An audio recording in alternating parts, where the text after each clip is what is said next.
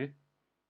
Өнөөдөр болохоор бактестийн талаар ярилцъя гэж бодлоо. За бактест гэдэг маань юу вэ гэхээр товчхондоо өнгөрсний чартын мэдээлэлээр одоо лам мэдээлэлээр гэсэн үг өөрийнхөө арга барилыг туршиж үзэх боломж олгодог тиймэрхүү түүл хэрэгслийг бактест хийх гэж хүмүүс ярьдаг.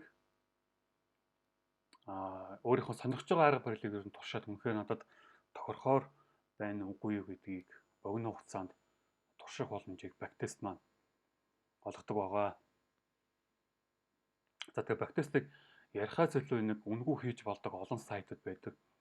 За тэгээ тэр сайтуудаас бүгдээрээ зөвхөн хийгээд харах юм бол танд яг юу яриад байгаа юм бэ гэдгийг ойлгоод илүү амар байна байх гэж бодож байна. За энэ чинь Trader Casa гэдэг вебсайт байж байна. Энэ хор үнгүй бактест хийж болдог сайт байгаа. За шинэ бүгдээр энэ дээр нэг бактестийн шинэ үйлрэлч юм уу одоо шинэ юу өсөлт ч юм уу нэгэд үзээ. Одоо энийг бүгдээр яг алтан дээр туршиж байгаа юм бол алт гээд тавьчих. Эхлэх баланс нь хэдийн $10,000 гээд USD гэдэг. За өнгөрсний яг хэдээс хэдэн оны датан дээр ингэж эхлэх юм бэ? За магадгүй 8 сарын бүгдээрээ 3-наас гэж тавьчих. USD 1 гэж тавиад үгүй.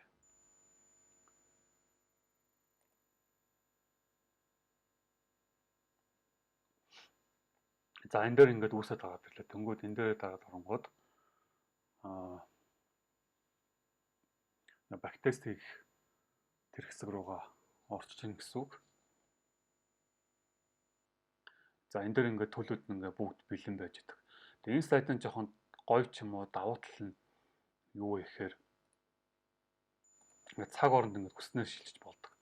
Зарим сайтууд болохоор ингээд 4 цаг руу нэг өдөр болохоор ингээд шилжиж болдоггүй жоохон дутагдaltaй байдаг. Одоо шинэ Go Charting гэдэг сайт яадаг вэхээр ингээд 1 минут руу ч юмгүй шилжчихээр 1 цаг руу ч юм уу шилжчихээр энэ одооны байгаа мэдээлэл рүү явчихдаг. Гэтэл энэ болохоор 20 оны 8 сарын мэдээллийг яг миний хүссэн мэдээллийг харуулж байгаа байхгүй юу? Гэтэл энэ сайт руу ингээд 1 минут руу өсөжчихээр яадаг вэхээр одоогоо нь 25 оны 8 сард ингээд өсөжчээд байдаг. За энэ дээр ингээд төлөвүүд нь ингээд бүгд бэлэн байж байгаа. Тэг яг нөгөө трейдинг view дээр байдаг шиг.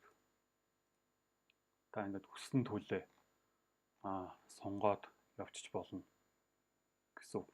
За тэг энэ дээр нөгөө өөрийнхөө харж байгаа, бодож байгаа бүх төрлийн стратеги л туршиж үзнэ гэсэн үг. За бүгдээ чинь энэ дээр нэг хараад үзье. Өнөөдөр чинь хэдэн 8 сарын 3 мөн. Сайн гэдэг чинь. За эндээс өдөр эхэллээ гэж бодчих. Түнхүүд ингээд гүйлгэж. 1 цагийн лагийн 5 минутын урдаар гүйлгэж байна гэсэн үг.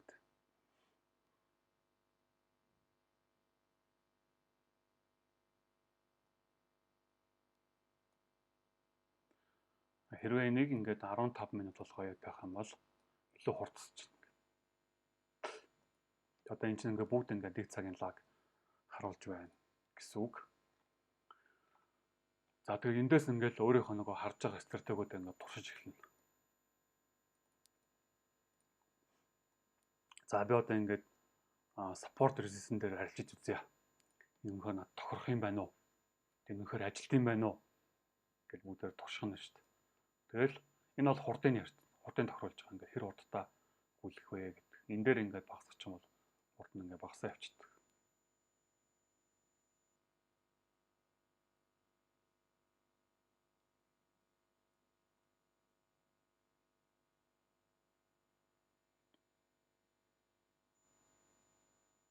Тэг ингээд туршаад явах боломжийг олгодог гэсэн үг. Өнгөрсний тоон дата мэдээллээс яг өөрт хэрэгтэй өөрөөр сонирхсан стратеги үнэхээр ажиллаж байна уу үгүй юу гэдгийг бид нар ингээд мэдчиж болно гэсэн үг. За ингээд бактест маань advantage буюу давуу тал нь юу вэ гэхээр жоохон багасгач 64. давуу талын жишээ нь юу ажиллах вэ гэхээр тий арга барилаа мэдхэд тусалдаг. Арга барилаа мэдхэд тусалдаг.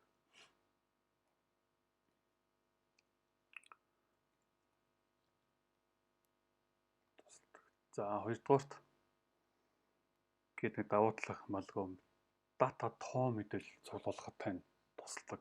За сул тал нь disadvantage буюу сул тал нь юу байж болох вэ гэхээр энэ бол цэвэр өнгөрсний тоон дата мэдээлэл гэсэн үг.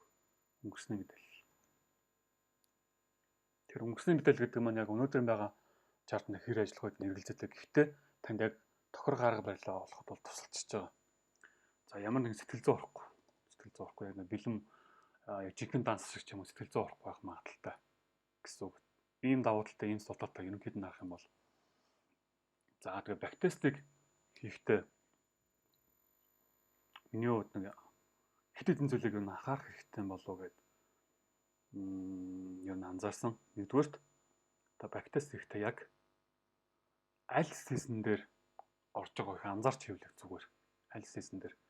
За сизон гэхээр нэг жоохон буучихгүй гэж магадгүй. Сизны бүгдээр ингээд хэрвээ эндээс харах юм бол харагдчихна.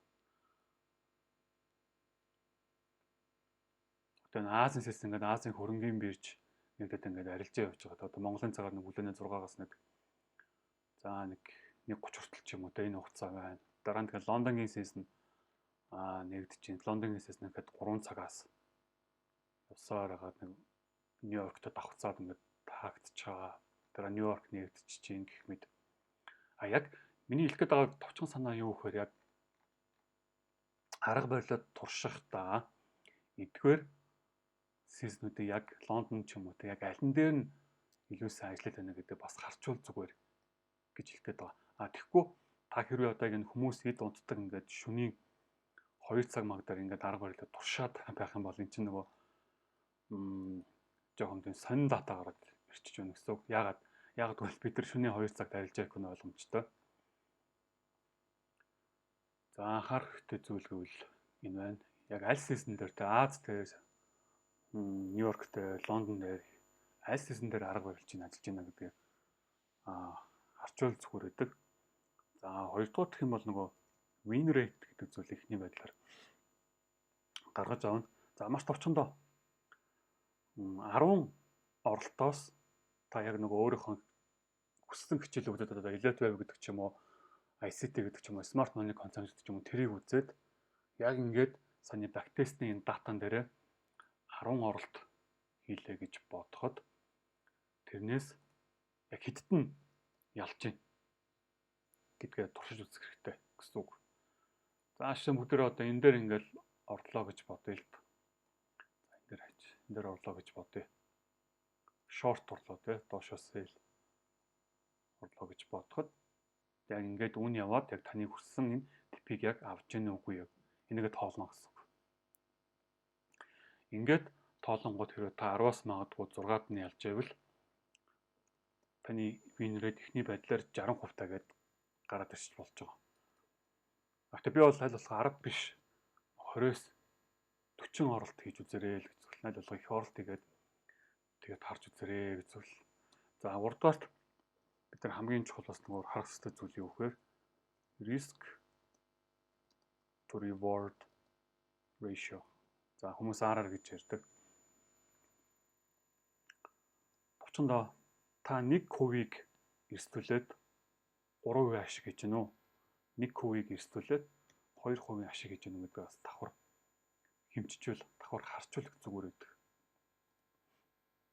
За одоо жишээ нь за энэ нэг өвлгөө сайд ашиглаж байгаа жоохон сул тал нь энэ байна. Энд дээр ингээд 20 секундын нөгөө эд харуулдаг жоохон байж байгаа бол тэгээд risk to reward ratio гэдэг юм байгаа. За энэ дээр ингээд доошоос сэл арилжаа орлоо гэж бодоход энэ дээр энэ та 1%-ийг эрсдүүлээд 425% ашиг хийж болохоор байна гэдэг. Ер нь дунджаар таны нэг 20 ч юм уу 10 орж байгаа оролтыг ер нь хэдтэн та Тэг ямар хөө үзүүлэлттэй авч байна гэдгийг нь харчвал хэмжижүүл зүгээр. Risk to reward ratio болохоор энэ урт хугацаанд хэлнэ их чухал болж ирдэг. Одоохондоо болгоно ачаа бүхлэн та эхлээд харж байгаа жоохон ойлгохгүй байж магадгүй. За тэгээд бас эсэл зүгдгээрттэй эсэл stop loss. Stop loss буюу нэг одоо хэр хол эрсдүүлж байгаа хэмжээгээр хэр хол тавьж гинэ гэдэг одоо эндээс хэмжээд харчвал зүгээр байдаг. За тэгээд эхний ээлжийн датууд эдгээр цуглуулах юм бол ерөнхийдөө нэг аль арга барил нь танд бас ажиллахаар байна гэдгийг мэдэж болдог байгаа. За зүгээр нэмэлтээр танд зүгээр би зөвлөхөд өөр юунуудыг харж болох вэ гэх юм бол entry time аныг хараад үзээрэй. Entry time. Танд оролт ихэд яг аль цаг их зүгээр 1 минут вэ нөө 2 минут вэ нөө эсвэл 3 минут гэдэг ч юм уу 5 минут ч юм эдрийн яг алинд нь ороход их танд зүгээр гэдэг нэг ажиглаад үзээрэй. За тэгээд нэг entry time ярьж байгаа юм чинь нөгөө adjust-ийн төрлийн талаар бид нар ярих хэрэгтэй болдог. За тэгээд мэдээж хамгийн түрүүнд swing ярилж байгаа гэдэг. Swing гэдэг маань товчхондоо ингээд 1-2 өдөр 7 хоног 2-7 хоног сарын дотор ч юм уу урт хугацаанд барьдаг арилжааны төрлийг хэлдэг байгаа. За том цагта яадаг вэхээр нэгдүгээрт day-ийн чартаа авдаг. Тэгээд дараа нь дунд цаг буюу дунд цаг нь 4 цаг. За тэгээд оролт нь 15 минут гэх мэтчлэн харж өгдөг байгаа. За энэ том цагийг яагаад хараад байна гэхээр ерөнхий нөгөө чартын чиглэл хаашаа явах гэж байгааг мэдэх гээд байна. Тэгээд дунд цаг дээр бол нөгөө гол сонирхлын бүс гэдэг ч юм уу тэ сонирхож байгаа зүйлсээ харна гэсэн үг. Тэгээд 15 минут дээр оролт байна. За дээ ялж гэхэд ямар ажиллах вэ? Би энэ зөв жишээ харуулж байгаа гэдэг та бүхэн болгоорой. 4 цагаар том цагийн 6 хийн. Тэгээд 1 цаг эсвэл 30 минутаар ч юм уу баг дунд цагийн зурглалаа гэдэг оролтоо жишээ нь 5 ч юм уу 1 минутанд орчиж болно. За тэгээд сүүлд нь болохоор scalp. За intraday гэж хэлсэн ч болно. Нэг ээж дээр том зураг зурна 15 минутын дээр. За 15-аас 30 минутын дээр дунд цагийн зурглалаа хийн. Тэгээд 1 минутын дээр орно гэдэг ч юм уу. Эдрээс бас яг аль нь илүү танд зурчиж байна гэдэг бас туршаа харж үлээ зүгээр.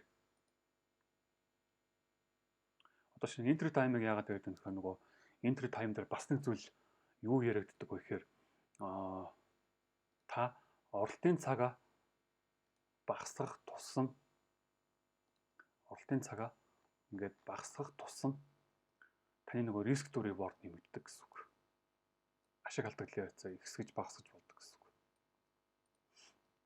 Ийм давуу талтай байгаа. Жишээ миний бодлохоор ингээд 1 минутанд ороод 1 минутын чарт гэх нь амар төвхтэй байдаг. 5 минутанд харах юм бол энтер гэх юм бол илүү амар байдаг. Цагаа харсан ч гэсэн бүх зүйлээ бодсон ч гэсэн тэрний илүү надад сэтгэлзүйд амар байгаа гэдэг. Тэг хүн болгоны орох цаг өөр байдаг. 1 минут, 2 минут, 3 минут гэдэг ч юм уу. Тиймэрхүү байж өгдөг. Тэгэхээр бас эдгээр зүйлсийг жоохон нэмэлт баяргаар харчих юм бол зүгээр шүү гэдэг хэлмээр байгаа. За тэгээд нөгөө backtest хийж болох өөр үнэгүй сайтууд бол саний Go Charting байж болж байна. За Soft for Effects гэдэг энэ болохоор яг Windows хэрэглэдэг хүмүүст их зүгээр ингээд татаж аваад ингээд суулгачдаг. За яаж татаж аваад суулгах вэ? YouTube дээр зөндөө бичлэгүүд байгаа backtest. За Effectsify гэдэг бас энэ гоё сайт гэдэг. Гэтэ энэ бол төлбөртэй сайт 7 хоног илүү үнэгүй туршилт хийх боломж олгодог. Нөгөө Visa карт холбоод бас тийм боломж байгаа. Трейдинг буй бол ингээд төлбөртэй болчдөг. За ингээл essential нэхэд сарын $13. Энэ нэхэд яхаа нэг 2 чартыг нэг 5 дээр гаргаж болдог. Max-та нэг чартан дээр 5 индикатор гаргаж болно гэж байна. Яг одоо үнэгүй энгийн хөлбөр нь яадаг вэ гэхээр Max-та 2 индикатор гаргаж болдог. Volume бол угаасаа үндсэн индикатор гэж явж байгаа. За тэгэхэд 10,000 лан дээр буцаалт ухрааж болно гэсэн санаа гарч байна. Бид нар бол сая ухраачж байгаа шүү дээ. 2020 оны дата хүртэл. Тэгэхээр 10,000 лан дээр гэдэг чинь ингээд За 24 25 дотор ч юм уу нэлээд тийм хойшоо нэлээд ухарч чадахгүй гэсэн санааг хэлж байгаа. За тэгээд price alert тавьж болно, technical alert тавьж болно гэдэг чи. Тэгээд ингээд үнэн дэвшлэх тусам яадаг хөрөнгө боломжтой олон өсөд явцдаг. Ийм байгаа. За тэгээд энэ саяны хэлсэн зүйлүүдийг, эдгээр зүйлүүдийг та жишээ нь Excel дээр ингээд хөтлөөд харчиж болно. Excel дээр хөтлөөд харчиж болно. За яг евро USD дээр орсон юм байна. Энэ өдөр орсон юм байна. За би яг 1% эрсдүүлээ гэж боддог ч юм. Яг энэ дээр сайтн дээр бас нэг оролтын юмуд боломжтой байгаа л да энэ дээр. Таасаа үзэхтэй.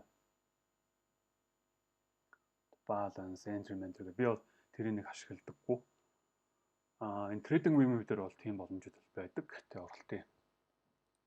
Одоо нэг demo dance маягийн оролтуудыг хийж болоод явцдаг гэсэн санааг хэлж байгаа. За ингээ мэдээлэлүүдийг ингээд бүртгэж болно. За энэ дээр түрүүний чартнаас харахад win rate, stop loss, risk to reward ratio.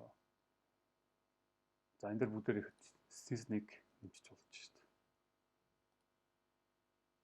Тэгээ season гэл season аль season дээр орсон, Аз дээр орсон юм уу? Нью-Йорк дээр орсон юм уу? Эсвэл Лондон дээр орсон юм уу? Яг дөрвөн бирж байгаа л да. Сиднейгийн биржлахаа бүр орой хүмүүс нэг ордоггүй. Ер нь Азийн бирж бол ер нь жоохон хөдөлгөөн багтаа гэдэг хүмүүс гэхдээ гэж ярьдаг. Азийн бирж төр гэхдээ айлч дуртай хүмүүс бас байдаг, ашиглаж чаддаг хүмүүс байдаг. За тэгээд entry confluence буюу яг ямар баталгаа авч ирсэн. 4 цаг дээр 15 минутын дээр яг нөгөө та өөрийнхөө сонирхож байгаа арга барилаар. За тэгээд арилжааны дараа танд ямар сэтгэл төрсөн гэдээ бас тэмдэглэж болно. За тэгээд дараагийн арилжаан дээр ингээд сайжруулах зүйл юу вэ гэдээ харж болно. Ингээд энэ дээр бас зургнуудаа ингээд оруулж болно. За Excel дээр хэрвээ хийхгүй юм бол бас юм Notion гэдэг сайт байдаг. Notion дээр бас ингээд өснөгтэй авчиж болно. Тэгээд ямар хослолын там buy дарсан юм уу, sell дарсан юм уу, лотны size, sell TP гэл бас энэ нарийн хэмжээтэй дата хийчих болно. Яг бактестер заавалч хүнийг ингэж журнал хөтлөхөөс илүү ерөнхий байдлаар датагаа бол харчиж болно. Илүү хэлбэрчлэх юм бол цаас гарч байгаа ч юм уу те иймэрхүү хэмжилт байна. За иймэрхүү маягаар харж байна. За нэг 20 ярьж байнаас би нэг 10-ыг авчиж болж байгаа юм байна гэд. За бактестер гэдэг бол ерөнхийдөө нэг ерөнхий чиглэлээ олоход өөр тогсон арга барилаа олоход хэрэгтэй. Түүнээс таныг шууд ашигтай ярьж байгаа юм бол болгоно гэсэн үг биш ээ гэдгийг ойлгох хэрэгтэй. Зарим хүмүүс 2-3 жил явсан мэтлээ бактест мэдгүй хүмүүс бас байдаг. Видеогод ярьж чинь мундаг ярьж чинь мэдвтэй нэг залуу нэг юу хэлжсэн нөгөө би нэг подкастнаар сонсч ирсэн. Хэрвээ та 6 сар бактест хийсэн хүн за эмх замбраг явсан 2-3 жил явсан хүнтэй бараг тэнцнэ гэдэг. Тэгэхээр тийм их аш бүгдэлтэй гэсэн санааг хэлж байгаа. Одоо та өнгөрсний датан дээр нэг 10 оролт хийгээл өдөртөө л 10 оролт хийгээл өдөртөө 10 оролтын мэдээлэлд дорн цуглуулчих. Маш олон давуу талыг танд бий болгож байна гэсэн үг. За тэгээд яг нөгөө суур тавих юм бол мэдээж бас нөгөө мотбел тактемийн өсгчлүүдийг л үзчихэд бол зүгээр. Мөнгөчийн альж $1000 үнэтэй хэсэгчээл тэгээд та өнгөө ороод зүгээр мэдээлэл бүртгүүлж оруулаад хүссэн хичээл бол эндээс анхан шатны хичээлүүд шүү дээ. Анхан шатны хичээлүүдийг бол эндээс авчиж болно.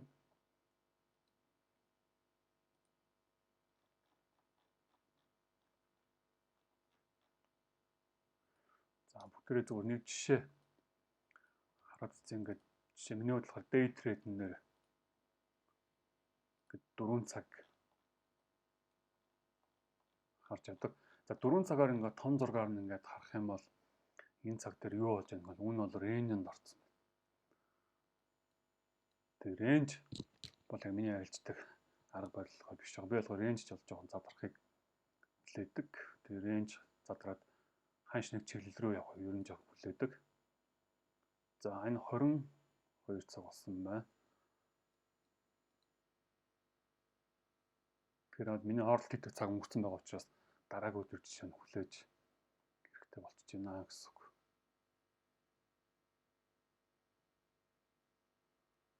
За ингээд 6 цаг болоод шинэ өдөр нэгтчихлээ.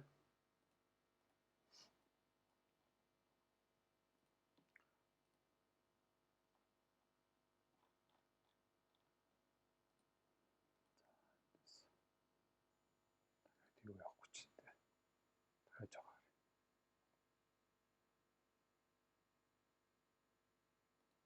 Ингээд ч юм одоо ингээд харах юм бол яг Азийн season яг явж байна. Азийн season яг явж байна. За өнөөдрийн лаг ерөөдөө харах юм. Өнөөдрийн лаг бол жоохон өсөлттэй харагдаж байна. 9 цаг, 10 цаг. За ингээд багасгаад үзье. За өмнө дахиад жоо рейнжд орсон маягтай явж байна.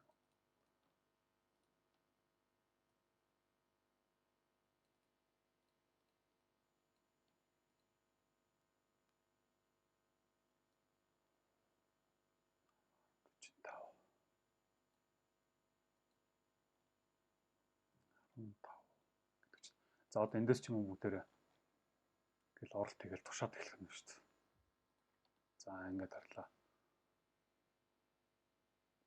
Одоо энэ дээр энтэй ингээд пипэн стоп лоссын пипэн 45 пип гэдэг байгаа чинь. За эндээс 30 пип гэдэг ч юм уу.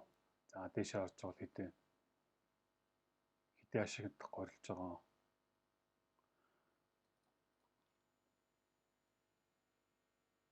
Нэг 137 ар гэхээр энэ бол ашиггүй арилж байна. Тэг ядаж атлисттэй багаар бодоход 2 араар горилно гэдэг ч юм ингээд хараад явчих болж байна.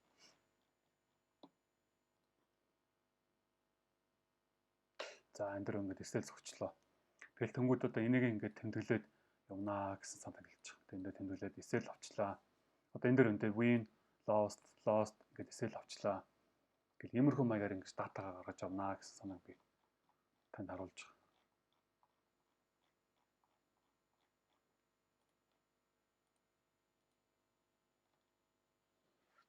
За та бүхэнд ямар ч өнөөдөр хэрэгтэй мэдээллийг өгч чадсан байхаа гэж бодож байна. Анхаарал тавьсан та бүхэнд баярлалаа.